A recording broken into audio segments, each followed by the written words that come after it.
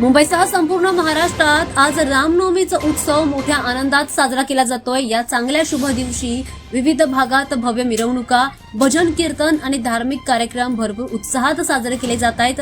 मंदिरांमध्ये भाविकांची मोठी गर्दी दिसून येते आणि अनेक स्थळी मंदिरांची आकर्षक सजावट देखील करण्यात आली आहे। महाराष्ट्रातील नागपूर, नाशिकसह अनेक शहरांमध्ये पुन्हा एकदा भक्तिमय वातावरण या ठिकाणी पाहायला मिळतंय, जिथे लोकांनी श्रद्धेने प्रभू श्रीरामाचे जन्मोत्सव साजरा केला।